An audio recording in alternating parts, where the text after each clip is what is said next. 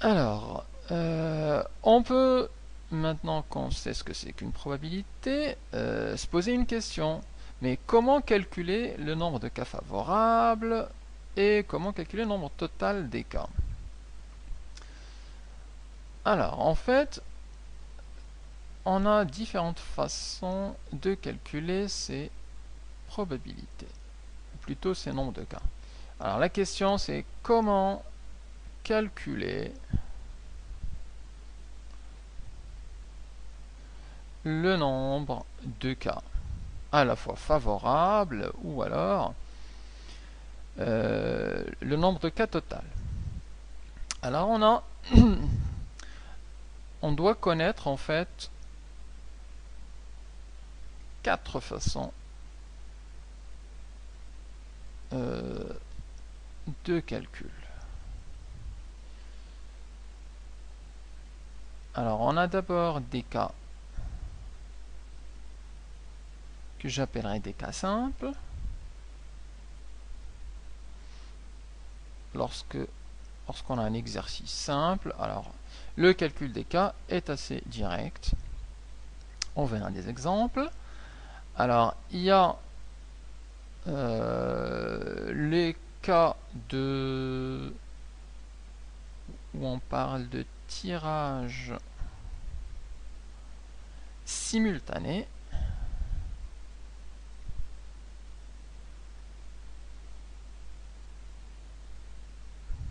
C'est l'exemple d'une urne qui contient des boules où on tire simultanément deux boules de cette urne. Alors on a des formules spécifiques pour calculer ce type de tirage. On a ensuite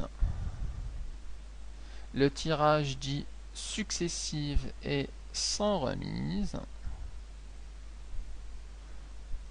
Tirage successif. Donc ce sont des tirages successifs. Je mets ça. Tirage successif sans remise. Ou lorsqu'on tire une balle de l'urne, on ne la remet pas dans l'urne avant de tirer la deuxième. Donc c'est ce qu'on appelle les sans remise. Enfin, on a un dernier cas où il s'agit de tirage successif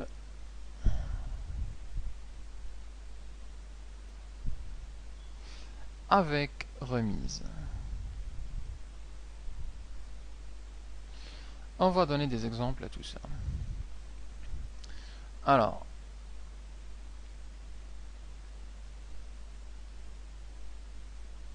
chaque type de tirage en fait a des formules particulières et c'est ce qu'on va détailler tout de suite. Alors, je vais d'abord donner des exemples. Alors, les cas simples à connaître, c'est l'exemple de lancer un dé qui contient par exemple deux faces rouges, une face verte et trois faces blanches. C'est un cas assez simple pour calculer le nombre de cas. Un autre exemple serait de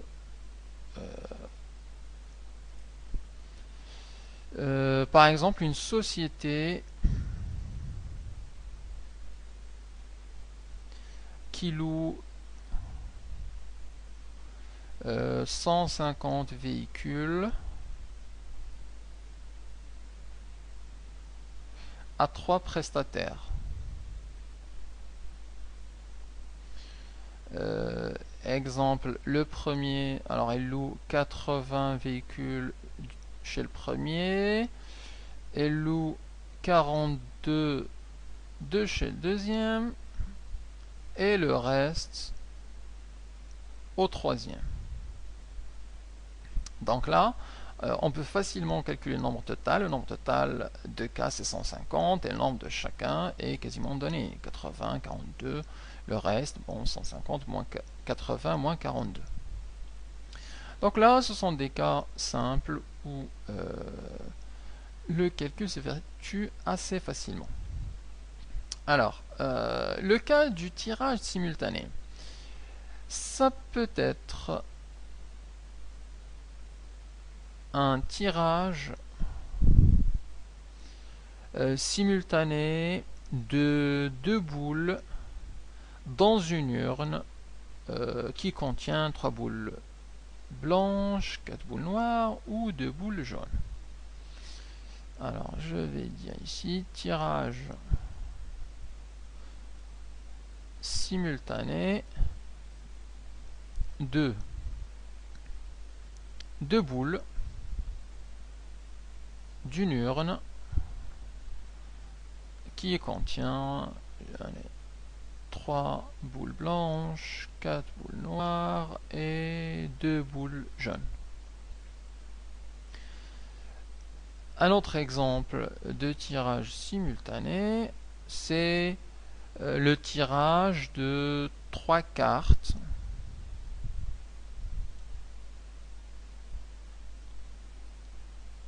parmi, bien évidemment, simultané.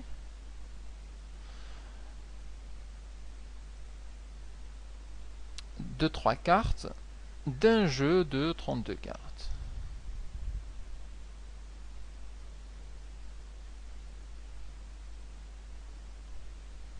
Donc là, on va parler de tirage simultané, on verra les formules pour le calculer. Pour les tirages successifs sans remise.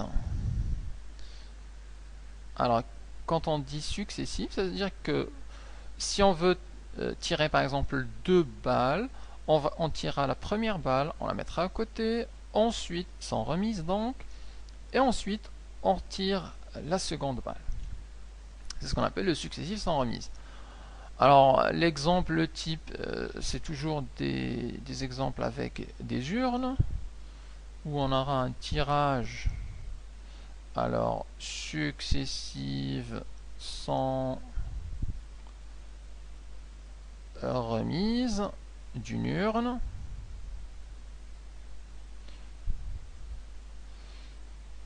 Alors, qui contient 2 boules noires, 5 boules rouges, 3 boules vertes. Ça peut être aussi des cas plus concrets, alors avec le placement de 3 ou plutôt de 10 convives à une table de resto. Alors ce serait le placement de 10 convives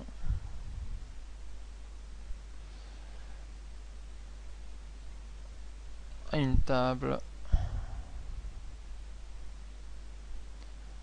de resto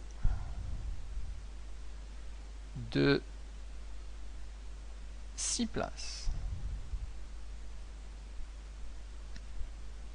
Donc il s'agirait d'étudier combien on a de possibilités pour placer 10 convives en 6 places, notamment si on prend parmi ces 2 convives, on prend 2 personnes, on souhaite qu'elles se mettent ensemble ou qu'ils se mettent dans 2 tables différentes.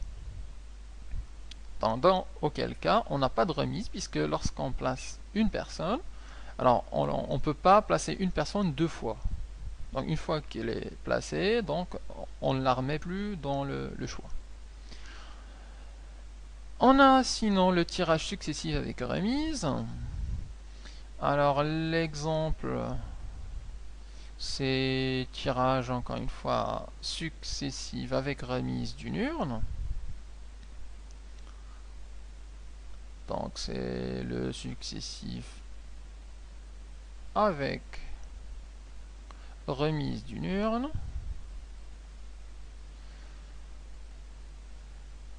Allez, je prends la même, 2N, 5R et 3 boules vertes. ou alors le choix d'un numéro de téléphone par exemple.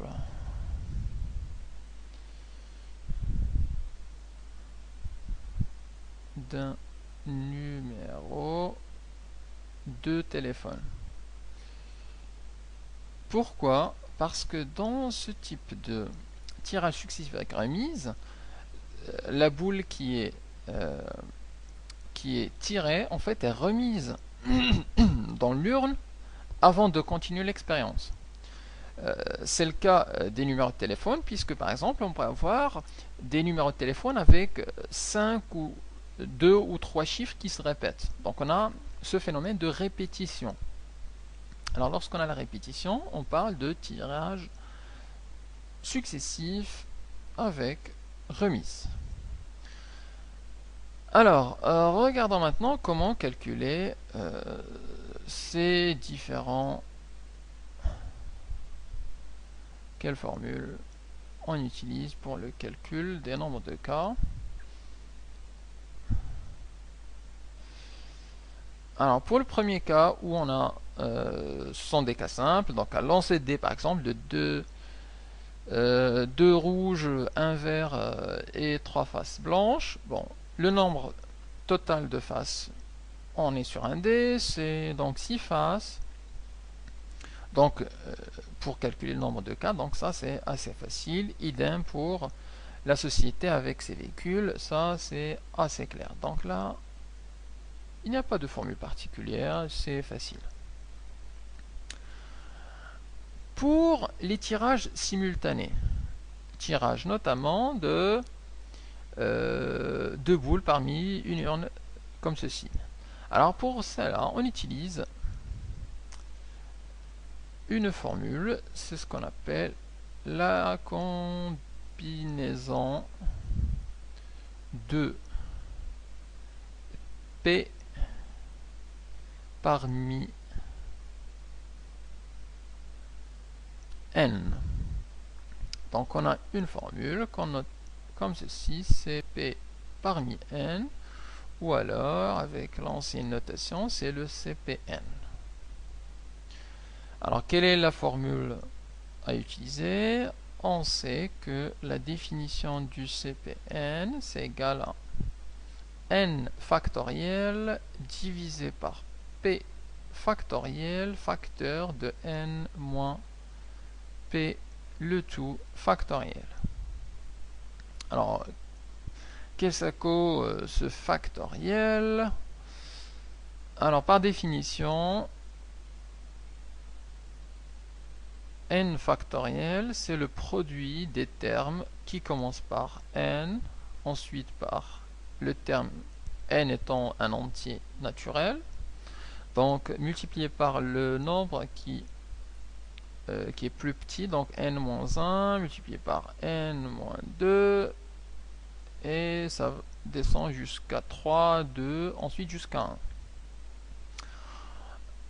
Exemple, 5 factoriel, c'est simplement 5 fois 4 fois 3 fois 2 fois 1. Pareil, 10 factoriel, c'est 10 fois 9 fois 8, etc. jusqu'à 1.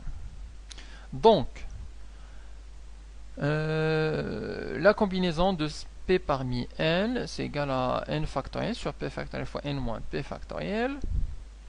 On peut faire un exemple ici d'un calcul. La combinaison de 2 parmi 5, c'est égal à 5 factoriel divisé par 2 factoriel fois 5 moins 2 factoriel.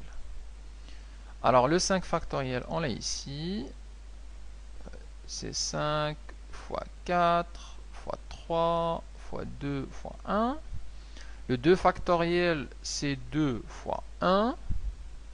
5 moins 2, ça fait 3. Donc, à l'intérieur de la parenthèse, c'est 3 factoriel. 3 factoriel, c'est 3 fois 2 fois 1. Alors, on voit qu'on a des simplifications. Par 2 et 3, 2 et 3.